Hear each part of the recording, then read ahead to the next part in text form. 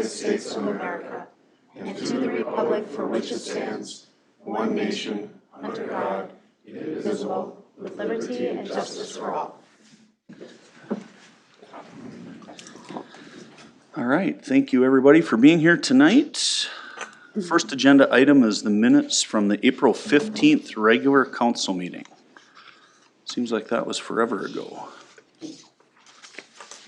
Make a motion to approve them as presented. I'll second. We have a motion by Robin, second by Becky to approve the regular council meeting minutes from April 15th. Any discussion? Hearing none, all in favor, please state aye. Aye. Anyone opposed, state no. Those minutes are carried and passed. How about the minutes from the executive session? Make a motion to approve those as well. I'll second also. Another motion by Robin, seconded by Becky to approve the executive session minutes. Any discussion? Hearing none, all in favor, please state aye. Aye. Anyone opposed, state no. Those minutes are passed. Any changes to the agenda? I think under 8B, Mr. Knutsen's gonna cover the Pleasant Valley Park equipment. I don't think there's any other changes. Is that correct? That's a very confidence from member Dory. It's a long story. We'll have time for that another day. If there's no other changes, I would entertain a motion to approve the agenda as amended. I'll make a motion, we approve the agenda as presented and amended. Second. Motion by Mike, seconded by Robin. Is there any discussion on the agenda? Not, all in favor, please state aye. Aye. Anyone opposed, state no. The agenda is approved. Guests and open forum. We have the audit presentation, Justin Nilsson and Mr. Ebensteiner. Yeah, thank you, Mayor, Council. Mark Ebensteiner, Finance Director at the city here. We have Justin Nilsson with Abdo to present our 2024 audit results. So wrapped up the audit, completed the report, finalized that. So Justin will walk through the results of the audit, and then I'll close it up and go from there. So thank you. Great. Good evening, Mayor and Council. Thank you for having me at your meeting this evening. I'd like to just start by, again, just saying a quick thank you to you as the council for having us as your audit firm. I also like to just say a quick thank you to everybody on staff, mainly the finance department, for all their help as part of the process. We couldn't have done it without their help too, so thank you. All right, just a brief intro of my presentation. I will go over the audit results, why we're hired, and go over the auditor's opinion and any findings. I'll then go over the general fund results, as well as the other governmental results, or other governmental fund results, and enterprise fund results at the end. All right, so the audit results for 2024, we did issue a clean unmodified opinion, which is the opinion that the city is looking for. We arrived at that opinion by testing a number of different transactions around paying of bills, paying employees, looking at utility billing transactions, property taxes, what the council gets to make decisions, etc. So with that, we have no internal control related findings that we are presenting this evening as part of our audit. So overall, a clean internal control related financial statement audit for the year. The second thing we are required to do as part of our audit is test state statutes and compliance with those statutes. So the Office of the State Auditor does put guides on their website specific that we are required to test for cities.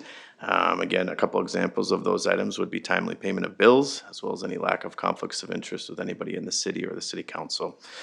So again, those are some examples. There's other ones that we test as well, but no instances of non-compliance that we uncovered as part of our audit for the year. So overall, a clean audit. So getting into the results, what we consider this chart here is general fund reserves as compared to budget. Again, we see three lines: the unrestricted fund balance, the budget, which is the orange line on top, and the city's fund balance policy at 40, which changed to 60% in 2023. So again, this is really just a high-level look at, again, what those percentages are as compared to the budget. Again, we offset it by 1 year looking at the reserves for the future year. Again, one thing to point out here, again, there is a jump in the budget from about 5.9 up to 7.4 million that we will go over in a little bit, but the community center will be into the general fund in the future, and that is some of the reason, or a big part of the reason, that that did jump. Again, overall, the fund balance has been in the 60 to 66% range in comparison to that 60% policy. So overall, really good results and steady increase in the right direction for the general fund. So looking at the general fund budget to actual, this one will just focus on 2024. Again, the city did issue or approve a final budget of a balanced budget. Again, no increase one way or the other. So again, actual results did come in with the general fund increase in close to 660,000. So I think overall really good budget management. Again, revenues and expenditures both. Revenues over budget, expenditures under budget, contributing to that. So overall, a really good year. Again, there was a small transfer out that wasn't budgeted that related to the kind of the closure of the community center into the general fund that we'll go over in a minute. Next slide is more informational as well, just looking at kind of a bar chart of the revenues and expenditures in the general fund. Again, what we would do is really just use this as information, look for anything that jumps out as a big outlier. Again, we'll start with the left side, looking at the general fund revenues. I think the only thing I would point out here, again, just in a graphical format, just how much the taxes does make up the revenues of the general fund, again, in comparison with everything else. On the right would be the expenditures. Again, this really is just a 3-year comparison of how the expenditures are broken out. Again, I think nothing too significant to point out here, just informational and just how things are broken out. Next type of fund would be the special revenue funds at the city. Again, the city does have 5 of them. Again, one major fund, which would be the golf course. I already mentioned the community center, which did have an ending fund balance of 0, which was closed, as well as some others. Again, I think the only thing that I will point out, since I am going to go over a slide on the golf course and the community center in a second, is that most of these funds really are restricted for future use of the fund. There's a small amount that is committed, but I think just something to be aware of, that the majority of these are restricted for use in the future. All right, so the golf course is the next one. Again, we present the same thing again as we did in the general fund, just looking at kind of a little bit of detail on the budget to actual. So the golf course did have a final approved budget to increase fund balance close to 75,000. Again, actual results were a little bit more favorable. Fund balance did increase close to 130,000. So I think overall, when we look at the ending result, I think the year was really strong. One thing I'm going to point out just real quick is as part of a GASB standard, again, there was a capital outlay balance kind of right in the middle of about 585,000, which was offset by lease proceeds of 585,000. So that does contribute to a little bit of what you're seeing for the expenditure variance. Again, expenditures do look a little bit over budget, but again, that was offset with that accounting related entry and the other financing sources of lease proceeds. So to go back up to the top, again, looking at the revenues, I think charges for services and the revenues had a really positive year, again, with, overall charges in excess of budget, close to 200,000. So I think, again, looking at that in combination, again, back to what I already mentioned, if you take out the capital outlay, again, expenditures were also a little bit over budget, closer to about 155,000 when you pull out that accounting entry, which kind of gets us to, again, the positive 130,000 at the end of the year. So overall, a good year for the golf course in comparison with budget. Next would be the community center budget to actual. Again, this one did have a final budget approval of a net change of 0 in fund balance. Again, nothing too significant to point out budget to actual wise with the community center. Again, everything was kind of more in line there. And again, I think the expenditures were a little bit over budget, which did kind of cause a little bit of a transfer again from the general fund, just to kind of clean this up. And again, as I mentioned, this fund will be presented as a department in the general fund in the future. All right, the next type of funds would be the capital project funds. Again, a lot of activity and bigger balances here in the capital project funds. Again, the 2 main ones, I guess there's 3 main ones. Again, the revolving capital fund, which does purchase equipment and other things during the year. The City Hall building improvements, which we all witnessed walking in here. Again, there's about 3.5 million remaining in that fund to be spent at the end of 2024. And the trunk facilities fund, which did increase a little bit over $8 million with some big special assessments that were received. Again, so a big increase overall in the capital project fund balances. Again, similarly, we do point out that a majority of these resources are actually assigned or just to be used on the assigned capital related nature of the fund in the future. Next would be the debt service funds. I believe this is the last governmental fund that we do go over. This is the 2 debt service governmental bonds that are non-utilities that I'll go over. So again, we do just point out here, just looking at some of the descriptions, looking at the cash balances, the total remaining liability, and just a chart there to show that. So again, more informational here. We do see, when we look at the chart, bond is going to be dropping off at the end of 2032. And one thing I like to point out too is the total cash balance is close to $1 million. The remaining liability is close to 15 million. That is likely to be used with future property taxes, is which kind of bridges the gap in what that current balance is and what the future balance is. All right, so switching gears a little bit, we'll do the enterprise funds. We'll start with the water fund, and I'm just going to give a quick tutorial on the charts. The top chart is what we call a cash flow from operations chart, comparing operating receipts and property taxes to operating costs and debt payments. The second chart is the cash balance chart, where we look at unrestricted, restricted for future debt, as well as the city's internal target balance. So again, I think if we look back to the top chart, again, looking at the receipts exceeding the operating costs and debt payments, I think indicates a good, good enterprise fund where receipts are, again, exceeding that. Rates are sufficient to cover those costs, which I think is positive. And again, as we go to the second chart, I think we can also see that that's contributing to a good trend in the right direction for the water fund there, with cash continuing to increase year over year for future need. The next would be the sewer fund. Again, in this one, we have a little bit more, or an additional bar on there with the LPI reimbursements that do go to pay some of the debt in the sewer fund. But again, in this one, also looking at the past 2 years where those operating receipts and other revenues are exceeding those costs. So again, I think things, if we look to that bottom chart, are starting to rebound and things are going back in the right direction with a positive trend over the last 3 years.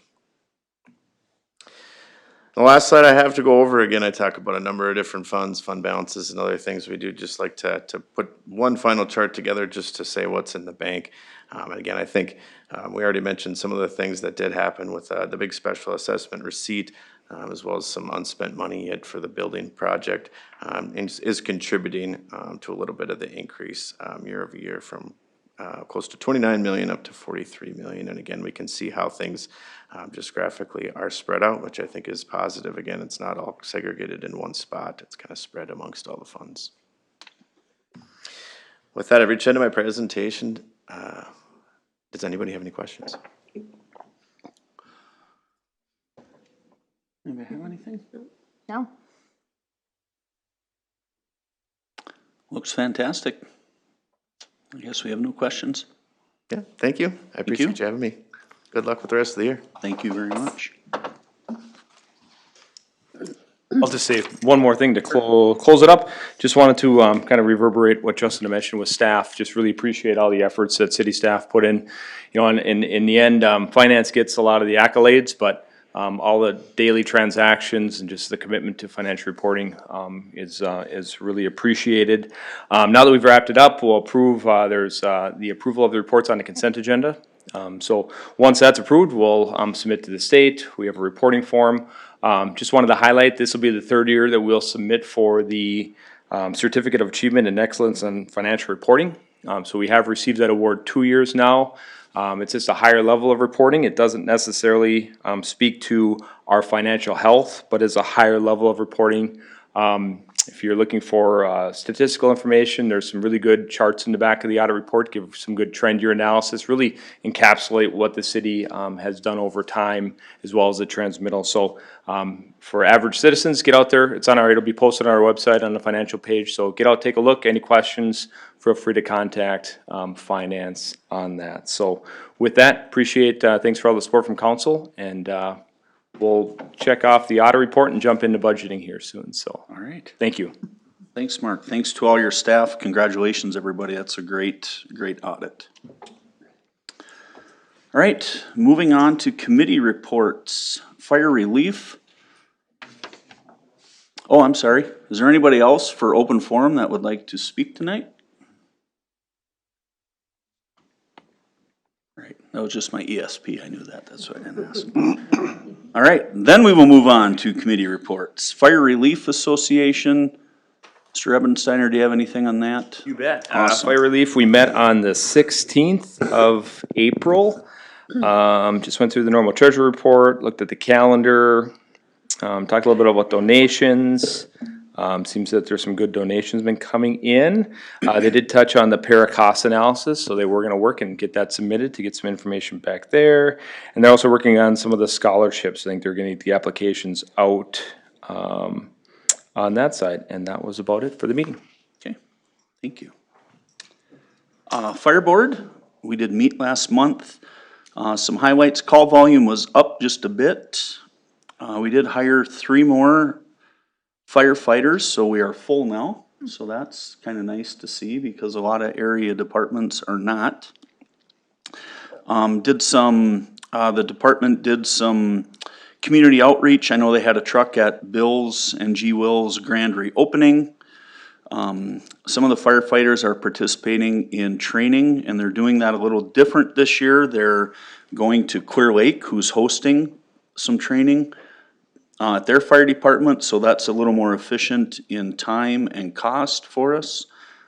And we're also working on a policy for escorting sports teams, because we get asked a lot, and sometimes there's a lot of people that want escorts for a lot of things, and of course, we don't always have someone at the fire hall, so we'll be bringing that and discussing that more in the months ahead, just to make sure we're consistent with that. Any questions on Fire Board? All right, we'll go to Park and Rec.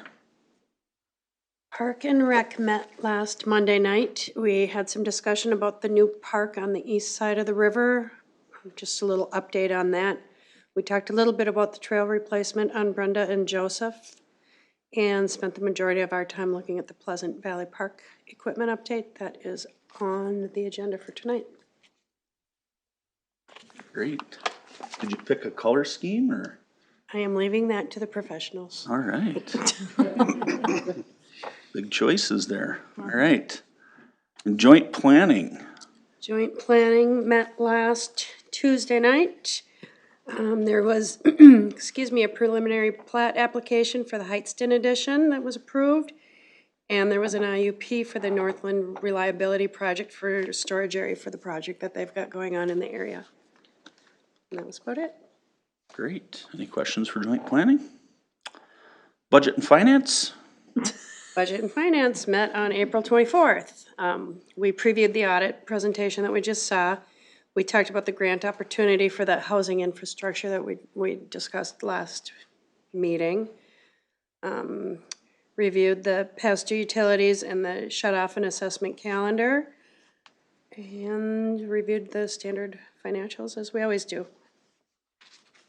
All right. Anybody else attend a meeting besides Robin? Or Apparently not. all good? Pretty busy. I wasn't there. I did Planning Commission. All right, thanks, Mike. All right, we'll move to that then. Okay, Planning Commission, 2 of the items are on our agenda, 8, C and D. And the other thing we discussed was having chickens in town, and which we had quite a long discussion on, which was brought up at the previous meeting. And make a long story short, in the end, we decided to take no action on it. Okay. Any questions for Planning Commission? All right, then we will move on to agenda number 8, Board, Committee, and Consultant Reports. Mr. Knutsen's gonna kick us off with the supplemental letter agreement with SEH for the 2025 street improvements. Good evening, Mayor and Council. I've got a little bit of a tick tonight because I'm going paperless, the old school guy here. It felt like a tick. I'm using my computer, so. I see the hives. Yeah. But in front of you tonight, we do have the SLA for our construction phase services for our street improvement project. Typically, we don't include these in the preliminary because we don't want to make any assumptions that the project's going to go forward. So after the fact, what this does is it basically puts an inspector on the streets, making sure that what our plans call out are being executed and we're getting what we're paid for. So pretty customary for us. This project calls out for a budget of not to exceed exceed $131,762, which is within our 2025 street CIP. It was factored into the overall project plan. So we will still be under budget on the project, but just looking for a movement on the resolution 2542, so we can get this in place. Again, for citizens, we'll send out a Q&A and fact sheet after our kickoff, because the project's been approved. The pre-con is scheduled for next Tuesday, and work will start around that time frame. We'll stay in touch with our Freedom Days Committee to make sure that we don't do any disturbances that would impact any of their projects, and then we'll really get after it after that. So, but I can stand for any questions should you have them on this SLA. All right, any questions for Phil on resolution 2542? If not, we'd entertain a motion for resolution for 2542. I'll make a motion, we approve resolution 2542 with agreement with SEH for 2025 street improvements. I'll second. Okay, we have a motion by Mike, a second by Becky. Is there any further discussion? Hearing none, all in favor, please state aye. Aye. Anyone opposed, state no. That motion's carried.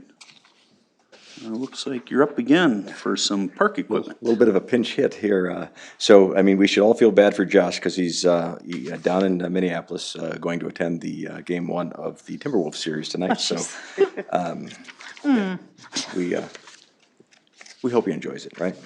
But this has been a project that's been going on. Josh has been working with Weber Recreation for several months to get renderings of this. Just a little background for the citizens as well. Sourcewell is basically a state bid process we go through. So anything we acquire through Sourcewell, and Weber Rec is an authorized dealer through them. They're certified through Sourcewell. So it satisfies the competitive bid process, and it really streamlines it for staff, because Weber has stepped to the plate, and they've been giving us the best bang for our dollar, so to speak, on the park. So overall, in our park CIP, there's $180,000 dedicated to Pleasant Valley Park. Part of that included the trail, if we needed to do any upgrades on the trail. And we combined both the large and the small structure that are at Pleasant Valley right now. The structures are 22 years old, so they've exceeded their life expectancy. Typically, we plan for about 15 years in the parks. The big structure, in particular, has some areas that we're concerned with that don't pass inspection, so it becomes a liability, because the standards that we have to hold to are much higher than your background playground or even a church playground or something like that. So after all of that work, they come up with a format, some really cool features.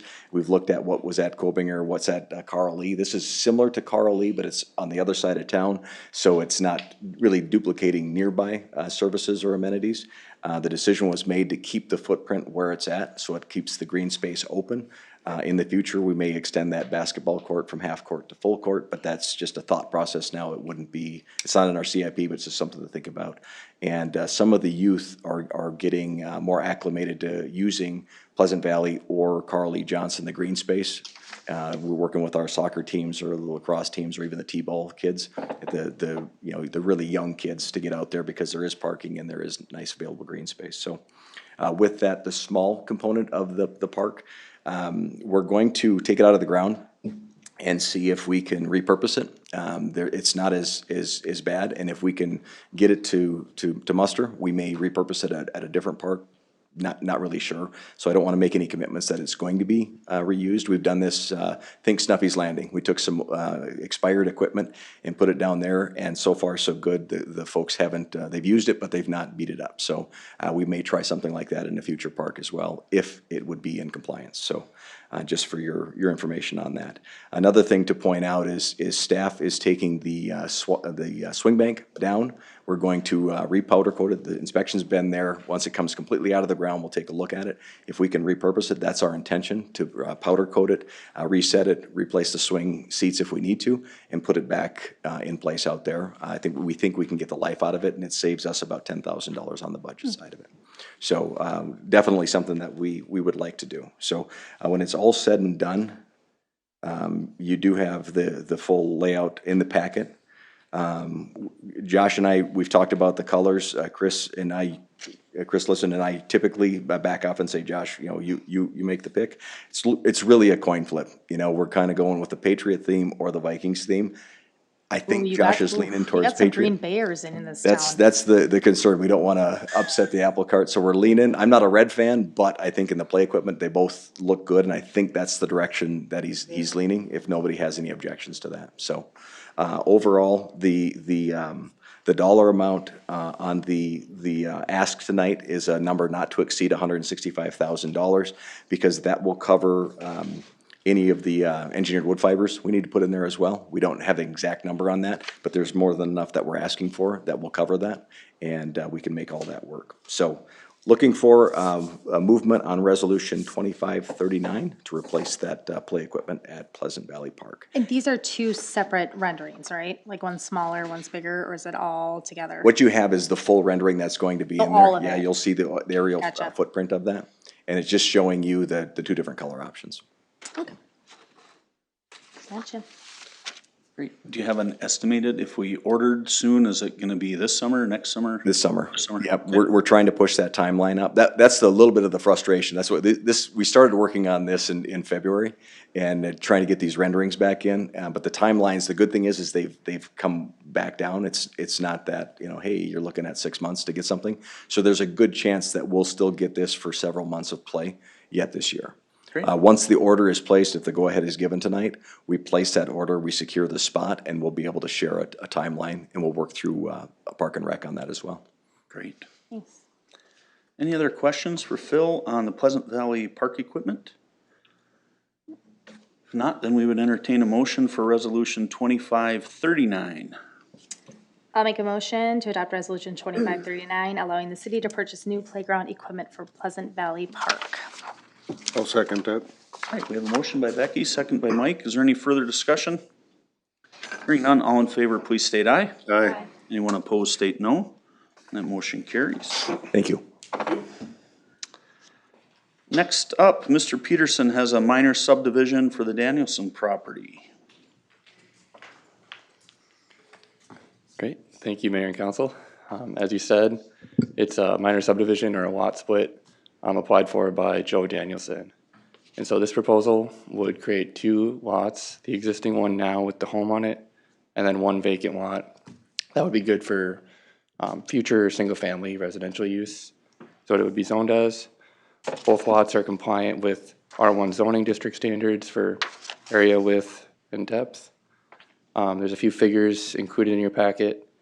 Figure 1.1 shows you the lot layout showing the existing home, driveway, and general layout of the parcel. And then figure 1.2 shows you that there is some existing utilities, and so that new parcel would already be set up for service. Public Works did verify that for us. Exhibit A also shows a survey showing where the proposed lot split would occur, including the exact dimensions of the lot. And so for some context, these are one of the few original parcels really in the city, but especially in the area that aren't yet split. And then this one would be consistent with subdivision pattern in the neighborhood and as well as just city standards. Planning Commission, as Mike touched on, did have a public hearing on April 28th for it. They unanimously recommended approval of that via Planning Commission Resolution 2505.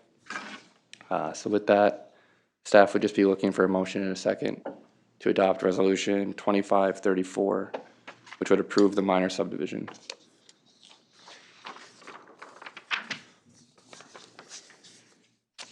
Any questions for Austin? It's just a simple split. Yep. I'll make a motion, we approve resolution 2534. Second. We have a motion by Mike, a second by Robin. Is there any further discussion? Hearing none, all in favor, please state aye. Aye. Anyone opposed, state no. That motion carries. It looks like Austin's up again with the land use map amendment. Yes, so thank you again. This one is a Hughesby land use map amendment. This one's located at 13150 First Street Southeast, which is next to Becker Furniture World. The applicant is 38 Properties LLC, who's applying on behalf of the owners, James and Joel Huseby. So this request, a little bit about it is, would be to amend the 2040 future land use map, which would change the designation on there from commercial to high-density residential. And then they would also be looking to support a future market rate apartment on that parcel, which is 5.51 acres, is what they'd be looking to do on there. Currently, it's zoned as community commercial, although it is undeveloped land.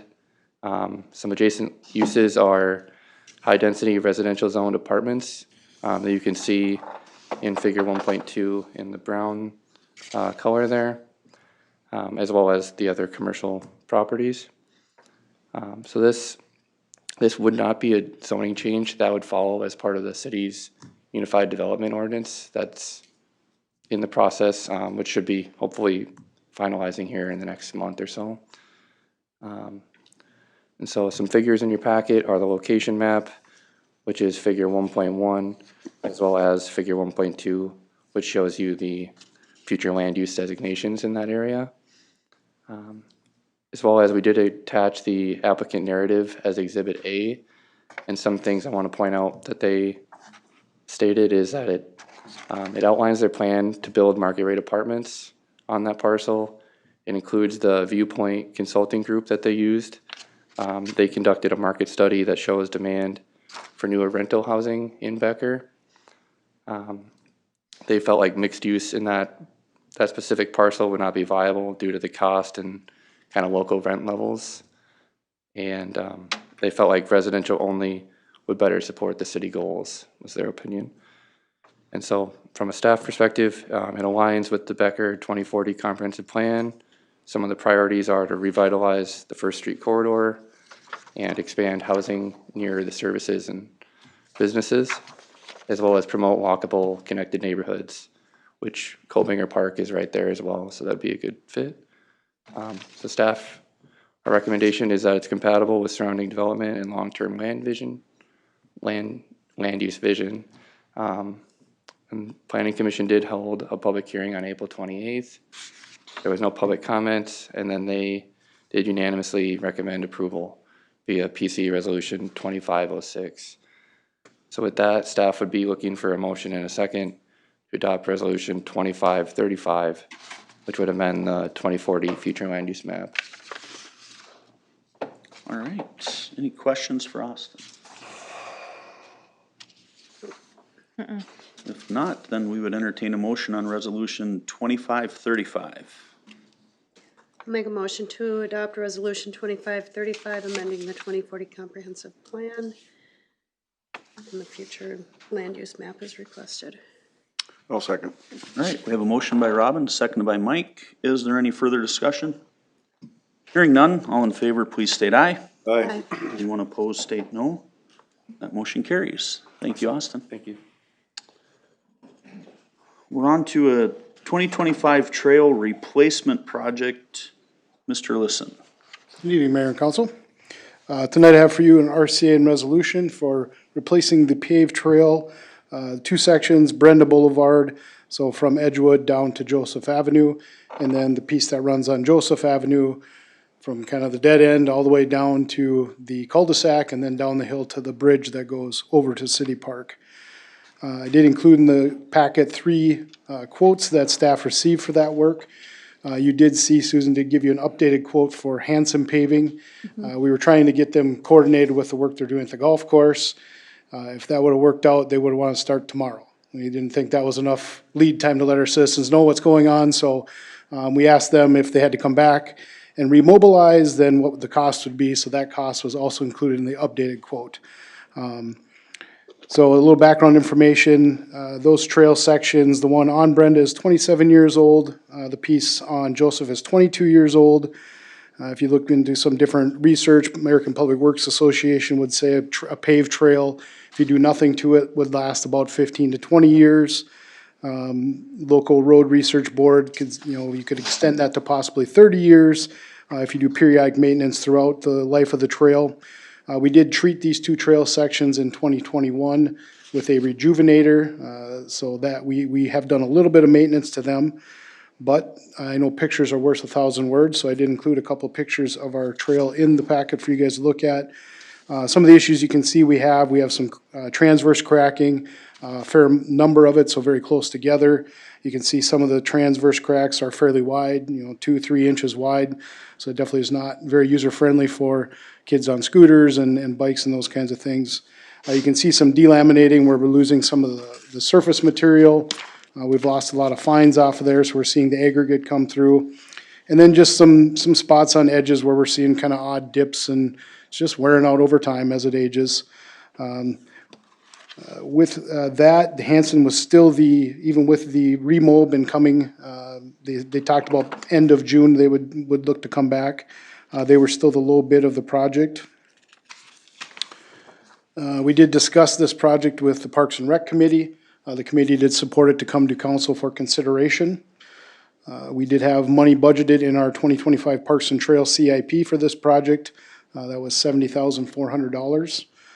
So the Hanson quote did come in under that number. And tonight, what I'm looking for would be a motion and a second to adopt Resolution 2537 that would authorize staff to hire Hanson Paving to do the trail replacement project as described for the quoted price and not to exceed $61,000. So quoted price plus a contingency, which still covers the mob cost and the updated quote. And with that, I'll stand for any questions. All right. When did they want to start it? They said they would look at the last 2 weeks of June as most likely when they'd be back. They get my rollerblades ready. There you go. Right. We did also ask them if you would be willing to entertain quotes to residents if they wanted to do a driveway replacement. You're already in the neighborhood. They said they're more than open to that. So our plan, if you approve it, we would put together a mailer kind of handout so we can get that to the residents in that neighborhood so they're aware of the work. Let them know that if you have sprinklers close to the trail, please mark them, let us know so we can work with Hanson to try to minimize damage. And then if you want to get a quote for if you have a paved driveway you want to replace, well, they're in the neighborhood, so there's your chance. So. Sure do. All right. Any other questions for Chris? Nope. If not, we would entertain a motion on Resolution 2537 for the trail replacement. I'll make a motion, we approve Resolution 2537, the trail replacement. I'll second. Perfect. We have a motion from Mike, a second by Becky. Is there any further discussion? Hearing none, all in favor, please state aye. Aye. Anyone opposed, state no. Can get started. Thank Thank you, you, sir. appreciate it. All right, next up, administrator and staff reports. We have the domestic non-potable system pump and control panel refurbishment. The item everybody has been waiting for on the Yes. agenda. So yes, tonight I have an RCA and a resolution for the domestic non-pod system. Basically, we're replacing the pumps in the control panel. We did reach out to a couple different people to see if they give us a quote on the work. I did follow up with the other individual that said they would bid, never got a bid back, followed up a couple of times. Given some of the uncertainty with tariffs and different things, we were told that Grundfos, who is the current pumps that we have and we replace with, they're talking about increases in pricing already. So I felt it was prudent to move forward now so we don't see any additional increases. So you can see there's a picture of what the non-pod system is, so just a quick description. At the wastewater facility, we have two non-pod systems, one on the domestic side, one on the industrial side. So basically, we have a pump, we have an inlet to our effluent line, either side, and then we have a closed loop that has hydrants on it. So we can use that water to wash down tanks, any kind of process work. For example, on the domestic side, we use non-pot water to provide the wash water for the new screen that we installed. So it is important to have this in place. It also allows for that complete separation. So if you need processed water on a machine, if you're using potable water, then you have to make sure you have proper backflow, that kind of thing. We don't want to contaminate city water with wastewater. So that's another big reason why we have the potable non-pot system in place. Just a little background, these were installed in 2008. That's when the domestic facility was built. We have them in the CIP to replace at 15 years. They're 17 years old now, so we've gotten the full life out of them. The control panel essentially works, except you can't hardly see the screen anymore, so it's tough to, see alarms, do anything within changing set points in the pumps and those things. So we figured it was a good time to kind of get the whole thing refurbished and back into good working order. I did not bring this to committee just for timeliness, and it's a pretty basic project. It's basically take 2 pumps out, put 2 pumps in, and switch out the control panel. So just wanted to bring it forward tonight. We did budget for this in the 2025 domestic CIP, wastewater CIP, so we had $39,000 budgeted for that. The bid from General Repair did come in under that price. And tonight, what I'd be looking for would be a motion and a second to adopt Resolution 2538, authorizing staff to hire General Repair Service to complete the domestic non-pot system refurbishment for the quoted price of $34,595.02 and not to exceed the budgeted price of $39,000. And with that, I can stand for any questions. Anybody have any questions for Chris on the non-potable system?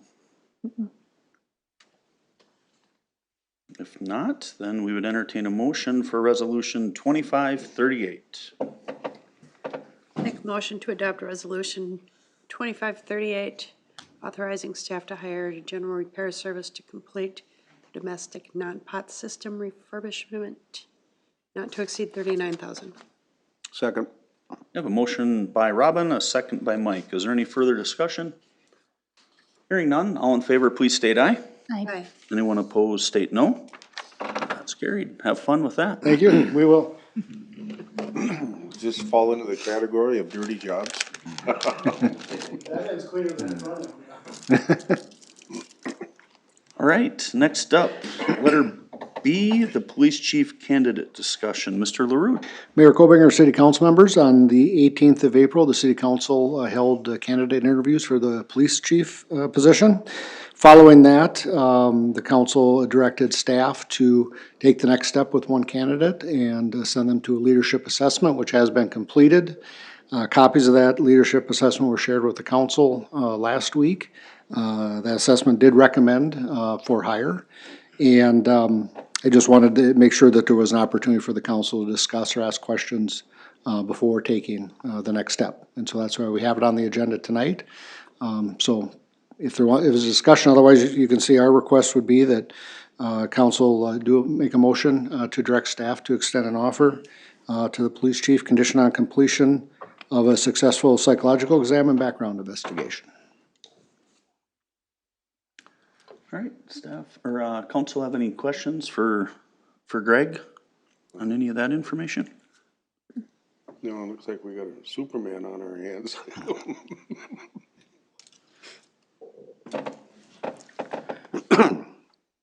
Okay, what are the council's wishes for moving forward then? I'll make a motion to authorize a conditional offer conditioned on the completion of a successful psych exam and background check. And you can say it is to Chris Lindblom. Okay, thank you for saying that. Yep. I'll second that. Okay, we have a motion by Robin, we have a second by Mike to extend the job offer. Is there any further discussion? Hearing none, all in favor of the motion, please state aye. Aye. Aye. Anyone opposed, state no. The motion's carried.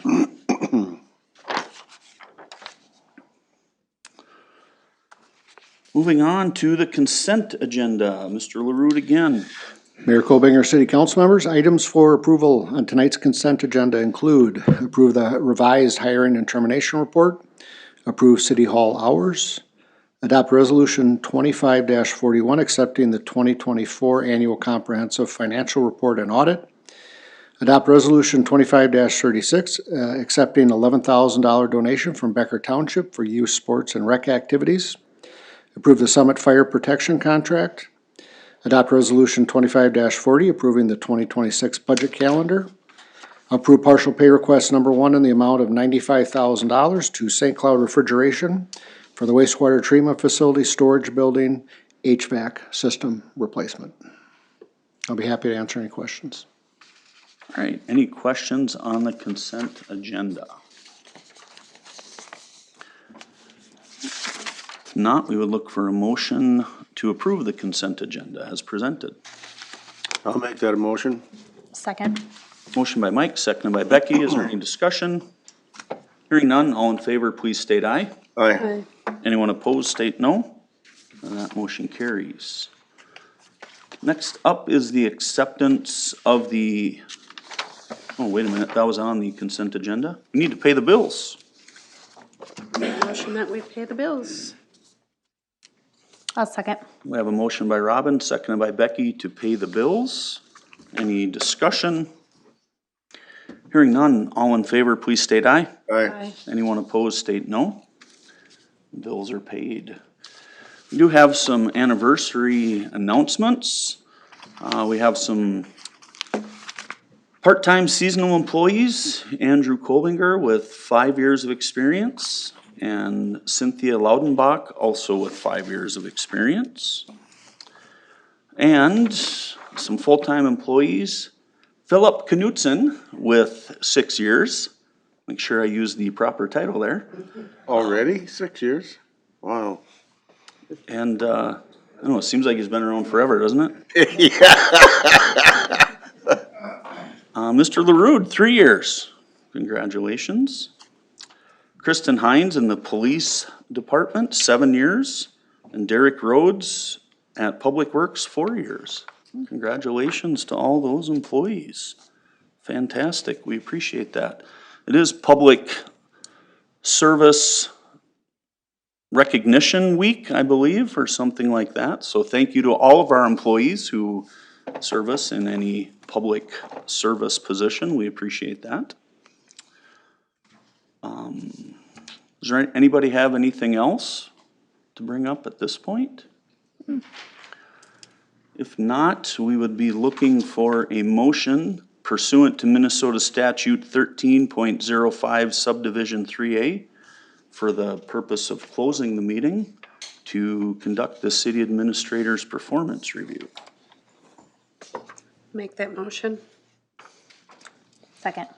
We have a motion by Robin, a second by Becky to close the meeting. Any discussion? Hearing none, all in favor, please state aye. Aye. Anyone opposed? So we will close the meeting now for the purposes of the city administrator's review.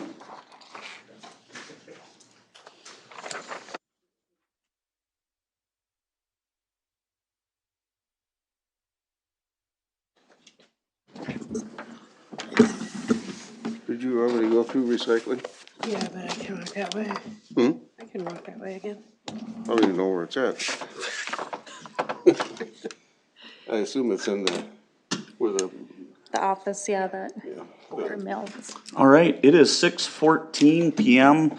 We will call the meeting of May 6, 2025 back to order. And at this point, I would entertain a motion to adjourn. I make a motion, we adjourn. Second. Motion by Mike, second by Robin. All in favor, please state aye. Aye. Anyone opposed, state no. Meeting's adjourned at 6:15.